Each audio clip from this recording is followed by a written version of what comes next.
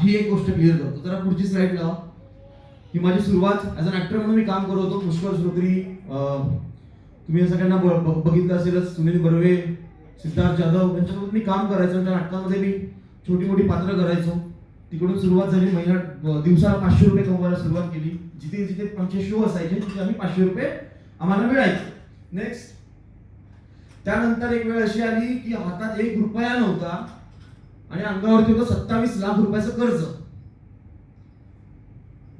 आता मला कळलं होतं की मी माझ्या बापावर सगळा लोट टाकू शकत नव्हतो. म्हणून जवळपास 1.5 ते 2 महिने त्यांच्यापासून लपवून मी झोमॅटोची कामं करायचो. आज जो तुमच्या समोर इकडे मुलगा दिसतोय हे तेच टी शर्ट आहे. त्याच डिलिव्हरीचं मी करायचो त्यावेळेस टी शर्ट. काय करायचो, माझं कॉलेज असायचं त्यावेळेस. त्या कॉलेजमध्ये माझं सकाळी 10 वाजता कॉलेज सुटायचं. 11 वाजता मी भिवंडीत जायचो आणि तिकडे मी पेटीएमच्या मशीन विकायचो. पेटीएमच्या मशीन माहितीये, दिव्य सूचनो अकाउंट में प्राप्त हुए पैसे धन्यवाद, हॅलो, त्या मशीन विकायचो.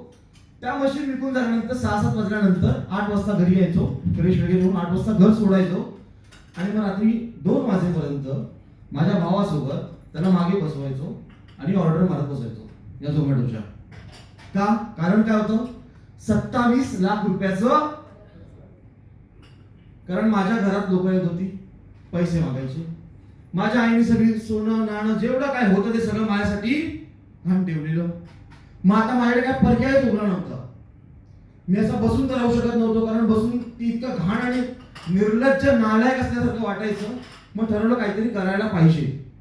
मग हे काम घरच्यांपासून लपून जवळपास 1.5 महिने काम केलं. नंतर मग वडिलांच्या माध्यमातून नेक्स्ट स्लाइड नेटवर्किंग मिळालं.